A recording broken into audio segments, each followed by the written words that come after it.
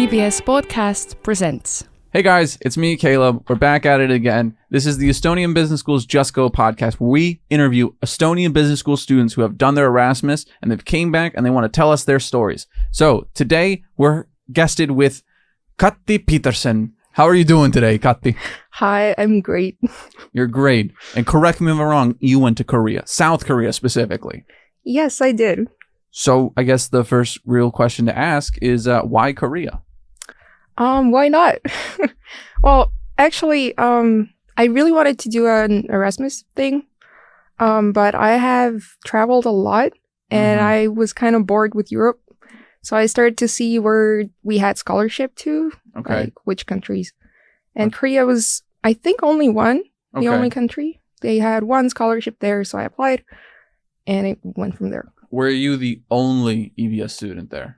Yes, I was the only one and the first Estonian. The first Estonian in all of South Korea.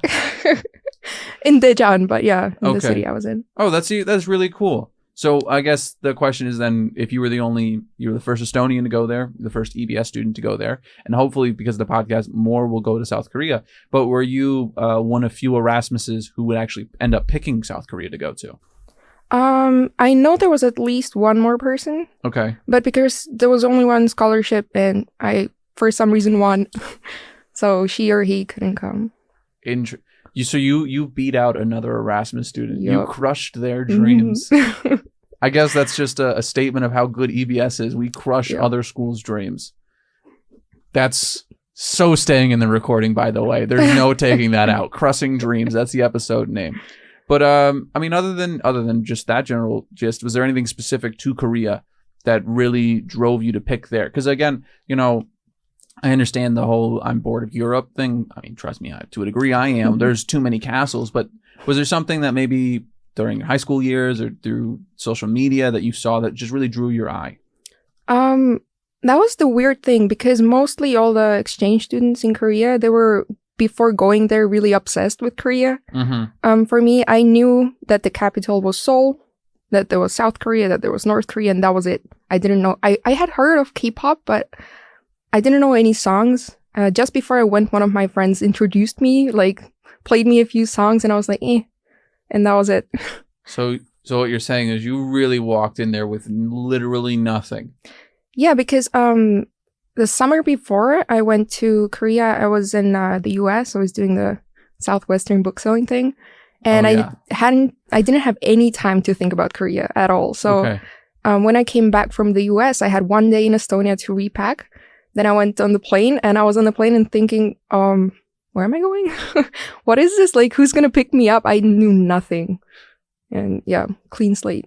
I am actually amazed because, with my job, I got to meet a lot of people, and especially with podcasting, I've had the opportunity to really get in depth into speaking with people who especially have just gone to Europe, essentially. And I think that there's a general consensus. They have an idea of what the EU lifestyle is like. And the only difference is there's mild to moderate cultural shifts between, going from here to Greece, going here to Spain, here to wherever that country may be in the EU. But you really just... You went at it, I guess, is the way to put it. And so let me get this right. You did the book selling in the States, and how long were you there for? The US? Yeah. 3 months. 3 months. So by that time, when you got to the US, did you experience any sort of culture shock? Absolutely. I had no clue because, when you think of the US, you think of all the movies you've seen, you think that you know everything, you think you know YouTube. Then you go there. Maybe also because I was in Alabama. It was kind of a different state. Yeah.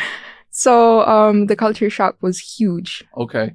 And then you come back to your home nation for just essentially, hey, Mom, here's my laundry. Please put it away. And then you just well, where's the new laundry? We talked about this over the phone. You even go back home? Do your parents just meet you with bag swaps at the airport, or? Yeah, well, basically in the US, because I was working, I didn't really have any nice clothes or anything. So I just had a totally new suitcase ready and just went off. Okay. I guess at that point, then you coming here, you didn't get to experience anything like any luxuries that you miss from home. You just went into, I assume, another massive culture shock.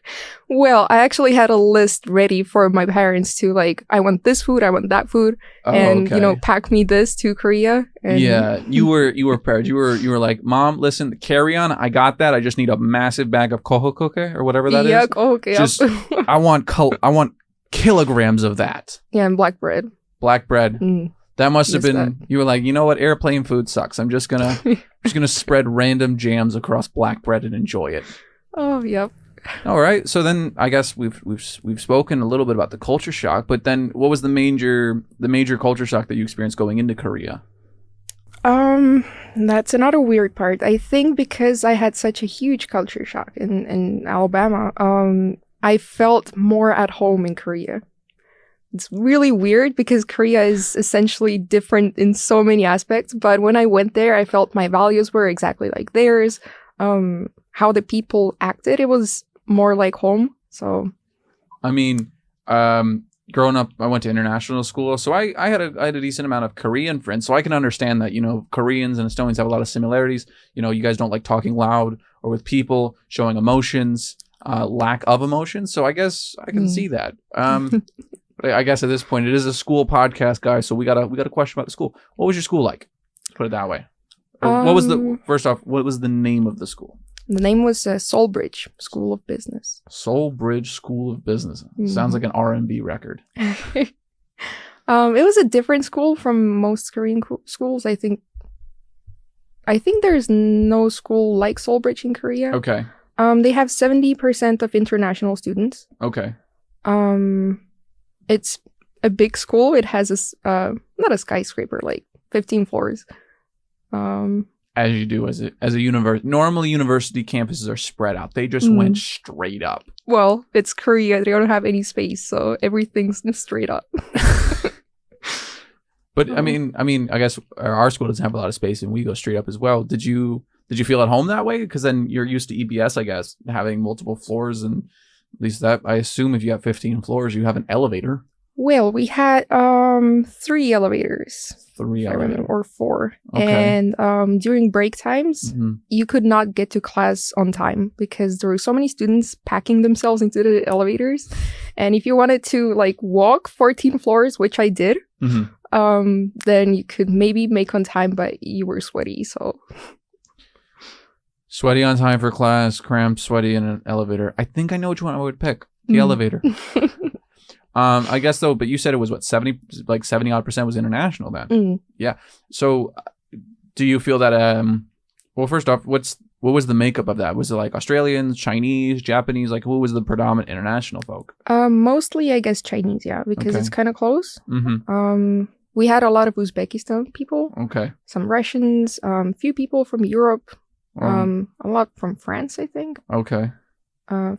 Not a lot of Japanese people for cultural reasons, I guess. We won't get into that. Yeah. Yeah. And then a few people from the US also, and Kazakhstan, and all those kind of countries near Korea, I think. Near Korea. But you're saying predominantly like the Eurasia to China area. Yeah. Okay. And I guess at this point, then also something that someone might be concerned of we should attain to is how was the English there? Was it like if you were... Because I know... Sometimes I think Estonians get very into their head and they get very fearful of how they sound and if they're pronunciating right. If they get point out, I have no problem understanding any Estonian. Very rarely do I have trouble. At that point, they're actually speaking Russian and not Estonian, so there's a difference there. But did you have any trouble, trying to understand what people were saying, or? I mean, specifically in the school here, because I wouldn't expect anything for the general population. But if someone's saying, I'm thinking about Korea, but I'm nervous about the English, is that something they should be concerned about? Absolutely not. Koreans themselves are scared to talk English because of the same reasons. In the school, a lot of the Chinese people, they didn't speak amazing English, but they still tried, body language, everything. You get everything through. Like, we have translators if you need, and... Yeah, I wasn't really scared to talk there. Okay. Because nobody was interested in talking to perfect English people, or nobody was saying anything bad about anyone's English. Well, I think then maybe the way to look at it is that if no one is speaking fluent English, then no one can be the judge. Yes. And so it must be actually a very freeing experience to have. I mean, I've had that experience here where, I'm trying to have a conversation midway through, general conversations. People are like, oh my God, I'm so sorry. I don't speak good English. I'm Estonian or I'm Russian or whatever. And I just be like, we've been speaking 35 minutes. At no point did I say, hey, what did you mean there? So, I think maybe it's just I'm a native English speaker and people get nervous because of it, but I'm happy to hear this. So let's say the 70% of international students, right? How many of that 70% were like Chinese and how many were that? Because you said a majority of them were Chinese, right? Well, that's a difficult question. I don't remember the statistics so well, but... I mean, like if you had to gauge a class of 170 are international, what would you say that number would be of? I would say maybe 20, 30 is Chinese. 20 to 30%? Yeah. That's not bad. That's actually a very diverse group then. You have your majority, but then you got very diverse. Yeah. At that point then, in my experience of going to international schools, a lot of the kids from a specific country will click up and they'll form their own group. Was it something similar to that? Or was it, because you're all... there for a semester or a year, maybe full time? Was it easy to get into these groups and friends, or was it easy to make friends? Or it depended on the nationality, actually. So the people from France, always together, really hard to get into their group. I mean, let's just put it this way. We have French people who come to our school. I don't think I've ever seen them communicate with someone who's not French. And when they do speak English, they're telling the teacher, I will do the homework tomorrow. Exactly. So we did have those clusters, but because I was the only Estonian in the whole city, I had like no groups. There was actually one Finnish girl. Okay. Later on I discovered. So we kind of clicked there. But a lot of the Russians and some other European countries people were more like open to just getting to know a lot of cultures. So like bigger friend groups would kind of emerge from there. Yeah. And did you find that, because now we've really spoken about the school, we've given some background of it. I think the key to every Erasmus and key to any international experience is of course, there's an academic level why you're there's a purpose, but I think the key fundamental that makes better people is the international experience. That being said, did you find that you were friends with a lot of locals, or were you friends with a lot of internationals? Because that's something I've noticed is that I'll give two cases. Like in my own personal experience, I have very few international friends. I can count my international friends on my fingers on one hand without a thumb or a pink 3, right? That's all for everyone else is Estonian for me. So I'm very like trying to integrate into the culture. Whereas I see sometimes a lot of Erasmuses who come through, because our student council and Erasmus program is very well built. It's very easy for everyone to really clump together and really not integrate or really experience it. Did you feel like there was something to that effect, or? I am absolutely glad that I took a year, not one semester. Okay. And I'm glad that half of it was without Corona and half of it was with Corona. Okay. That kind of relates to the international stuff. So the first half, where the school was more active and stuff, we tried to communicate a lot with locals, but Koreans were really scared, especially because there was a lot of international people and they kind of like shied away. So I had one Korean friend only. And also I got him like at the end of the semester. Yeah. But I had friends from, 20 different cultures. Okay. And, you hear their stories, you hear how different everyone's world can be. It was amazing. Yeah. Then I came back to Estonia for like a month, and then went back to Korea for the second semester with Corona. So everything was online. All right. And Koreans go to cafes a lot to study. Yeah. So did we. We had when I say we, I say me and my sister. She also came. Oh, so I thought you were doing this completely solo. I was for the first semester. And then second, my sister was like, yeah, I finished university. I don't have anything to do. Let's go together. Oh, she just YOLO'd a trip to Korea for a while. Yep. And she's still there. So with the tourist visa, the 3-month visa, but Corona, extensions. Yeah. So when we were there with the online classes, we went to the cafe a lot. Okay. For a couple of months, it was kind of like my old friends and just us. And then locals started to like notice and then they're too scared to like come up to you and say hi. Yeah. So they will start speaking English to themselves if they can.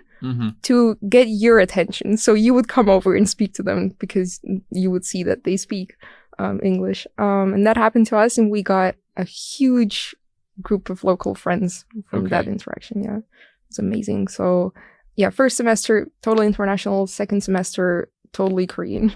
You actually had the best of both worlds, and you got to experience both sides. And I get why you're thankful for the year then, because I mean, put it this way. I remember when Corona happened here, and we got really lucky the way Corona was happening, because we're not going into a winter. We were coming out of a winter when Corona happened.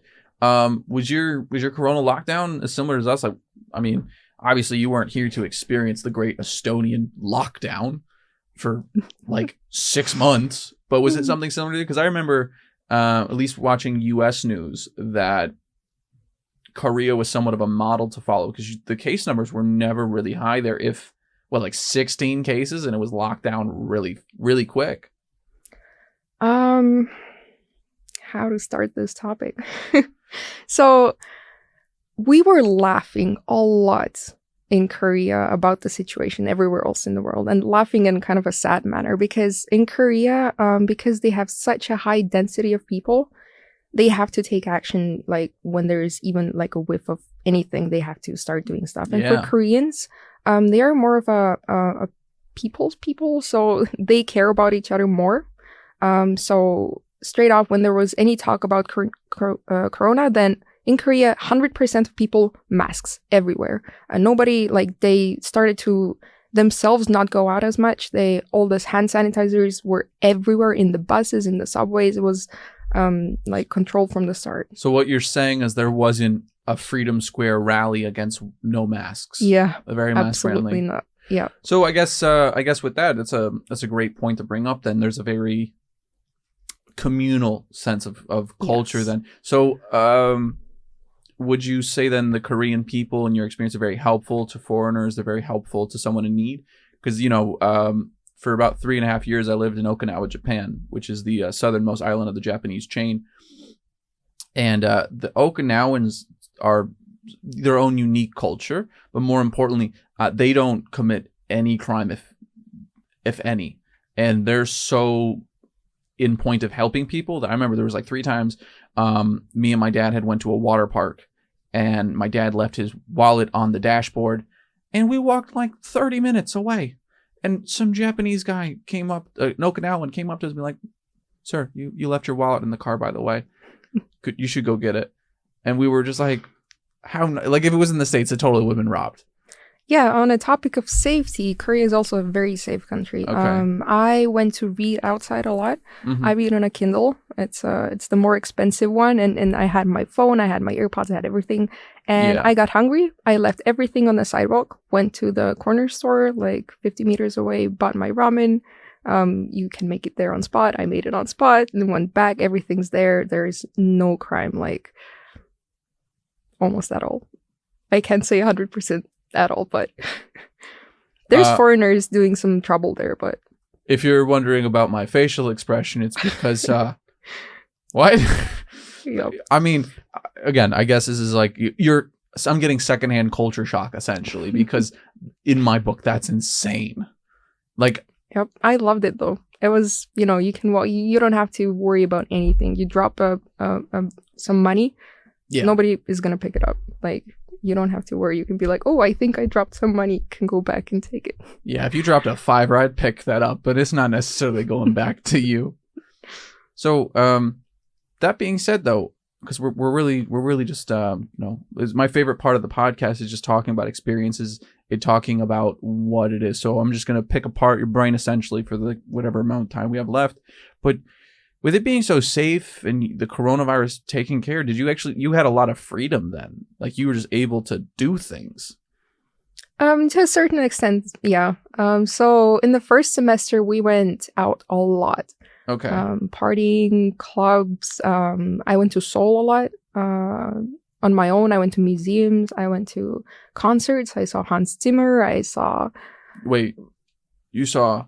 Hans Zimmer? Yes. You How saw to pronounce that? Hans Zimmer. Yeah. You saw him though. In Korea. It's weird, but yeah. An amazing concert. Did he do any of the Interstellar soundtrack? Mm-hmm. He did? Mm-hmm. That's my favorite soundtrack of all time. I listened to 2.5 hours of it straight. So, but you experienced everything there. It's so safe. And so I guess the first semester for you was very much so like a lot of people's Erasmus experience. You go out, you I'm going to put it this way. In my experience with Erasmuses, the main experiences outside of the school, as I've said before, but you really got to experience it all then. And then was it a bit of a shock when the lockdown came, or when you had to start putting restrictions on, or was it more like, this is a bit of an inconvenience, but I still get to go outside? Yeah, I was a little sad because I, especially because my sister came and I wanted to show her all the amazing things. And then I saw that this museum's closed, that museum's closed. Like everything was like limited. Okay. But still, actually, clubs didn't close down. Like coffee shops, restaurants, nothing closed down, so we were still able to travel and to go to places. Yeah, I'm a little amazed that the museum closed down, which at least in my book doesn't seem like an overly populated area, but a club does. Yep. Speaking of clubs, what was the nightlife like? Amazing. I mean, okay, it's a school podcast. We can't go too in depth into that. But your general experience, because you've already said it's a very safe country and stuff. Do you ever feel like in a moment you were out in the blue, or you were nervous to be doing what you're doing, or it just felt natural to be doing what you're doing? Absolutely not. Well, demographics of Korea, we don't have a lot of foreigners there. So constantly, especially in some parts of Seoul or some not student parts of Daejeon, I was the only blonde person. I was the only taller girl. So, and in the clubs, there is a lot of men. Like, it's almost 90% men. That's a terrible ratio, but yes. Yeah, for men. But for me, I went to the clubs because the music was amazing. Their shows, sometimes they had some female DJs who looked so cool. And I would just go to the what's it called? The bass speaker. Yeah. I would lay on top of there and just, feel the music because it's so cool. And bartenders a lot of times were wearing the national clothes, the hanboks, okay, which look amazing. The drinks, everything was just like elevated. So you're saying it wasn't your classic studio experience? Absolutely not. Like in Estonia, I didn't really go to clubs after a while because I just got bored. But there... I mean, the downside of us going back into lockdown, and I guess, I don't know if studio opened up or not, but I guess, did you get an opportunity to compare and contrast? And does your experience in Korea make you want to go back? Because I think... Back to Korea? Yeah, I mean, like, with my experiences, I love living in Estonia, and I'm having a personal debate about where to move and what to do next with my career and the next steps for me. But, leaving Estonia is somewhat of a difficult idea for me because I've grown attached to this place, and I understand how it works and operates. More importantly, I really like the culture and how things operate and how you can get things done. Was your experience of the year in Korea something that had the same effect, where you can envision yourself going back to Korea full time? Or when I had to come back to Estonia, I was frantically looking for ways to stay, with visa, with school, because I have to finish like one more year here. Okay. And then now I'm frantically searching for ways to go back. Okay. So internships, jobs, anything that I could go back, because I felt more at home there than I do here. Yeah, it's very interesting you say you feel more at home there, because the basic idea of just like the stereotype of I guess the Korean persona would be quiet, to themselves, lack of emotions, and that just is Estonia. And well, you have that passport already. I think Korea is a better mix. So they have a lot of the good Estonian traits, but some of the not as good Estonian traits, for example, the lack of emotion. Yeah. Koreans, they do have emotions, but they're more polite and scared about it, but in a warmer way. So if you meet Estonians, they can seem sometimes like depressed or let's not use the word depressed, let's say cold. Yes, cold. Yeah. So Estonians are cold, but Koreans are warm, but essentially like how they act is similar. And I guess with that being said, because part of the podcast is also to really discuss and talk about, at least I would like to make it more discuss about the future, because I think a lot of people, when they do have these experiences, it opens their eyes to more possibilities internationally speaking. And then say you did want to return back to Korea, and obviously you've done the research on how you could have possibly stayed. Is it easy for an English speaker or a foreigner who speaks English to get an occupation in Korea? Is it easy to move back? Is there a lot of challenges just to get back into the country? There's a lot of challenges for Estonians. Okay. Our country hasn't made some like paperwork stuff with Korea, so it's harder for us. It's very easy for native English speakers. Very easy. But it's harder for people who are not from a country like that. All right. Especially working like legally, because a lot of foreigners there work illegally. It's what I've just experienced. We only approve of legal work on the Just Go podcast. Nothing illegal. Thank you. I'm going to make that statement. Yeah, Please so that's continue. why I didn't want to stay there, like, do some stuff with the visa. And yeah, I just wanted legal work. So yeah, I would say that it would, like, while you might have got an extra 2 to 5, maybe 6 months in the country, if they found out you wouldn't be back in a while. So yeah. In Korea, you get deported fast. In our first week of my first semester, I think 1 or 2 guys got deported because they hit a Korean. So in Korea, it's like a huge system. So they do not like approve of any violence. So just hitting someone, you get fined if you're Korean hitting a Korean. But if you're a foreigner hitting, you just get deported. Straight deported. Yep. Back to wherever you came from. Yep.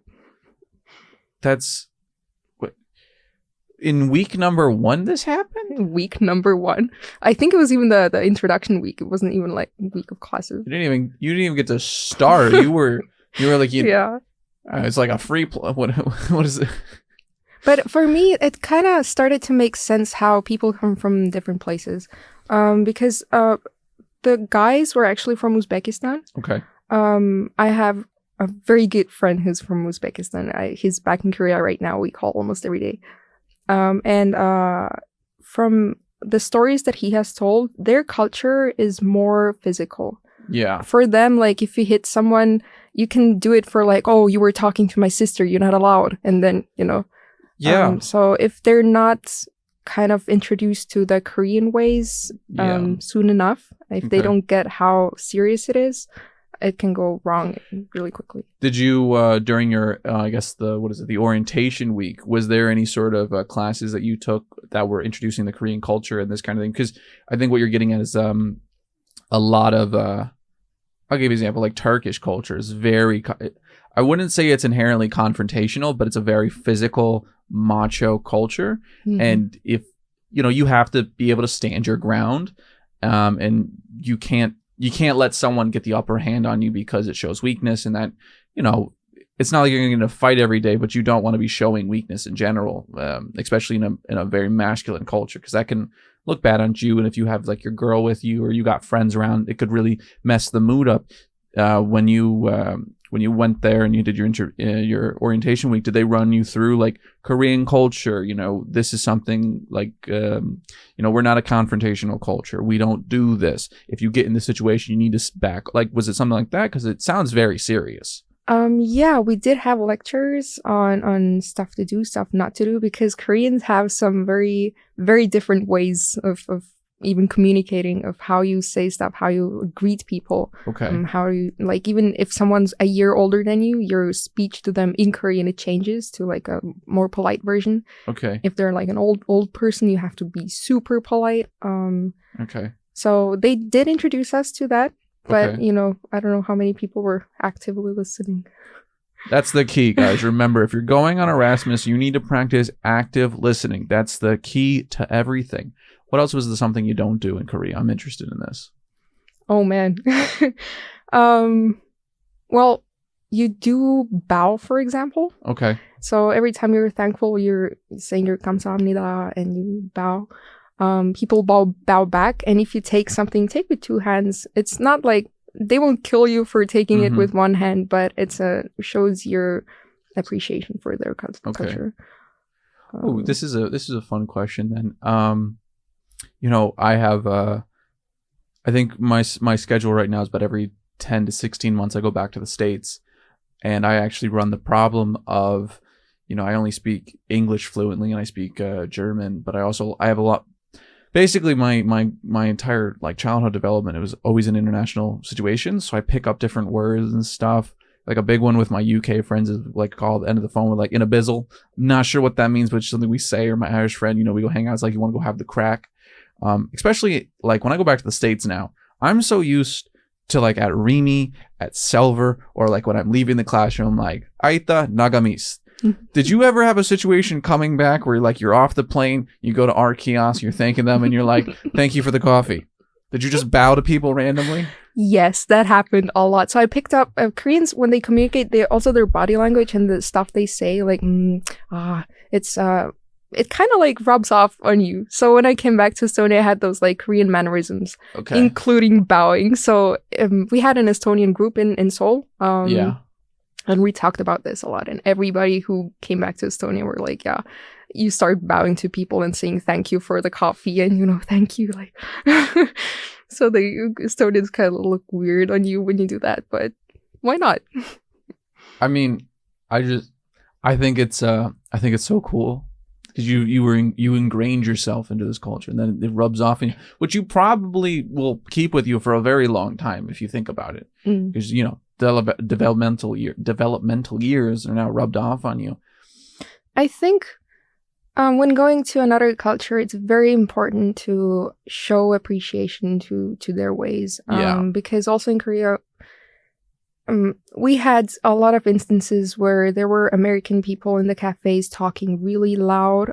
People who had lived there for 15 years only said hello in Korean and, those types of things. And that's why foreigners sometimes have not the best reputation. Yes. Yeah.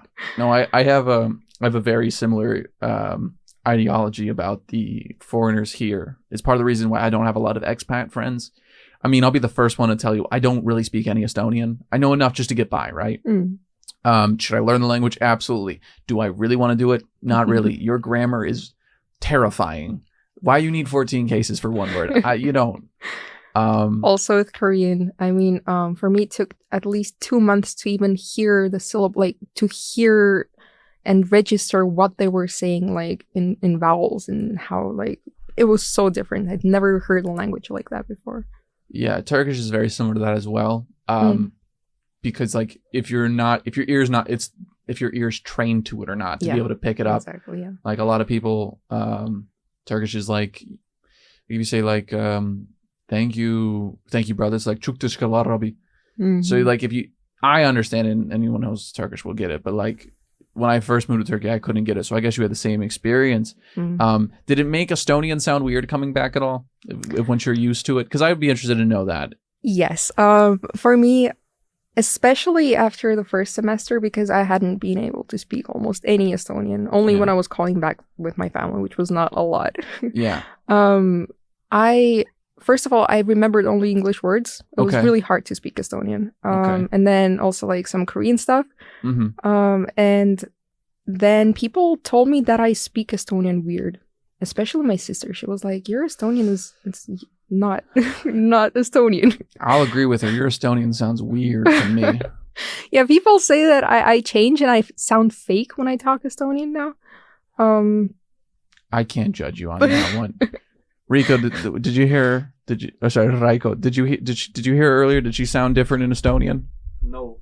No. I guess now I've kind of like. Yeah, you've covered yourself up. Yeah, but I do try to pronounce stuff better because I know I've been studying in English for a long time. Like everything I do is in English. Okay. And it's really sad to see like how in my mind English has replaced Estonian. I think in English even. Okay. So I kind of want to go back to Estonian and still keep the language alive. So maybe when I speak, I try to pronounce like more correctly and use better words. I mean, if you're really determined to speak better Estonian, the school does offer courses in Estonian. I'm sure you would love some of the economic exams in those languages. Actually, I have taken some courses in Estonian because a year abroad, we have this mobility window, right? Yeah. Which is half a year. But if you go have more, Mm-hmm. it kind of like messes up your schedule with everything. So you might have to take some like Estonian courses. You might have to like replace stuff. Makes sense. Okay. Well, I already got the warning on the 30 minutes.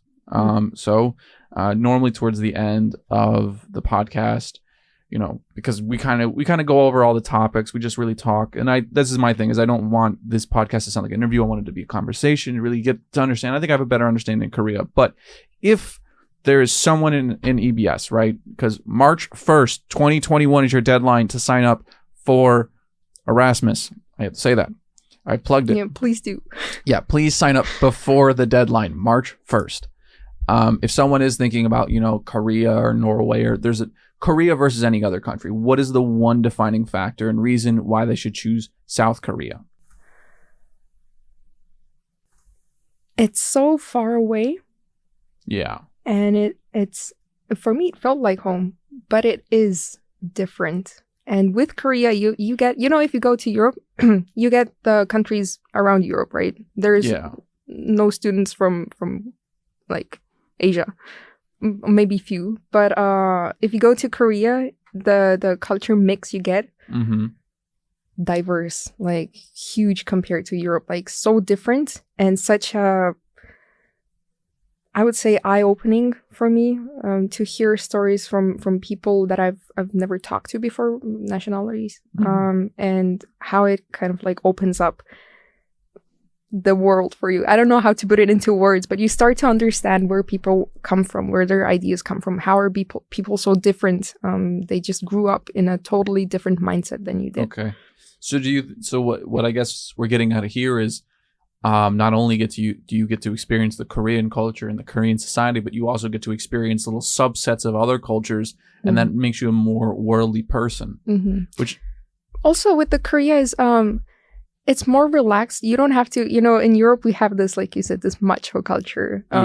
In Korea it's more relaxed and more of a loving culture, I would say. That's interesting, because you know the stereotype is that, I guess, that they're very cold or they're not or whatnot, but they are sometimes a bit superficial. Okay. That comes from the 60s, from the war, when they started plastic surgery. And yeah, 20% of Koreans have done plastic surgery. A lot of my friends have done plastic surgery there. It's really normal. So it kind of shows that they're really focused on looks, and you can see it on the streets. The streets look amazing. People's style, amazing. People's like how they present themselves, like their personality in clothes. I'm gonna be honest with you, that is the one thing I'm the most jealous of any Korean person is, you know, because we went to high school in Turkey, and I had probably a good 4 or 5 Korean friends. They were just regular dudes. They just wore t-shirt and jeans. But I was like jealous. I'm like, dude, you could get away with so much more. And you just, like, they innately have such a confidence level to them that they're so assured by themselves, where I'm just like, so not. And it's so, I'm rambling here because due to my insecurities, but I've seen some videos online. They are some good looking dudes. Yep. Yeah. It's every time, when I was walking on the street, every like 2 minutes, my jaw dropped. I was like, wow, this is possible. Oh my God. I was like, how? Where did you get those? Like, what? And yeah, they also wear masks as a fashion statement. Yeah. So before Corona, there were masks around. Yeah, you already had a collection of masks going. Yes, I did. Yeah, I've actually seen. Do you have your black mask with you today? No, sorry. Oh yeah, I remember when I first met you. That was actually something I'd comment on. You had your mask all the way. She wasn't wearing just like a normal mask. She had one that had like extra long strings just to hang down here, and then she could loop it behind her ears. Yeah, and the mask is the KF 94, 95. The N95. You were safe from Rona to the maximum. I was prepared. When I came to Estonia, I was shocked. Nobody wore masks. I was just like your numbers, Estonian numbers have actually... they're insane. They're insane. In Korea, even, they had less cases a day. Korea has 51 million people, and the density is like... so Korea is like 2 Estonias from the... I mean, we can go back and forth all day about how like densely populated Korea is, but have you Yeah. been to a Rimi on a Friday afternoon when everyone's trying to check out to go home? It is a densely populated area. That's a super spreader event right there. Yeah, my home store is Maxima now, so it's I feel also bad for populated. Well, that was also different. Like when I moved back, just getting used to Estonia, getting used to my new apartment, and seeing people not be as considerate as they were back. Also, I got shocked how people treated me here versus how people treated in Korea. Like in Korea, the customer service in our home cafe, the guy who was the owner of the place, when he gave back like the card that you used, he gave it back with 2 hands and then like bowed 90 degrees and like super 90-degree bend. Yes. Dude's abs are on fire. Yes, and also like it just. And in Estonia, when I went to the store, we had I tried to pay with my phone because I didn't have my Estonian cards. I still had only Korean money and stuff. Yeah. And the cashier, like, I think the machine broke or something, and they started like not screaming. Oh, they don't like it when you. People in technology, you know, it can go in many ways. So and also the people behind me, they were like trying to like, turn your phone off, and everybody was so like, I got scared. I'm Estonian, but I got scared about this response to the machine not working. Yeah, I can recall a couple of times when I've been yelled at by a Russian woman because my card wasn't working fast enough, so she could check out with literally a single item. And I'm like, yeah, we have like it's gonna take 2 minutes to restart the whole system. Like, we can wait. There's time. I had still a Korean like, everything's fine. Let's just smile. Oh, something happened, but we're just hanging out. Yeah, we're just hanging out. Just chill. Which I think just saying like we're hanging out is a great place to wrap this podcast up. So, if you have any other final words for Korea, say them now. Ooh, final words. So final. I highly recommend going there. I highly recommend like searching even if you're interested in just any documentaries, any stories. You can find me. We can talk because I experienced so much in Korea that I cannot like, even with like 3 hours, I cannot talk about everything. There were so many instances that happened, so many things I learned, so many minute details in the culture exchange. Okay, so I guess you've just made the offer. If someone's interested, they reach out to you. What's your Instagram? What's your Facebook? Plug it.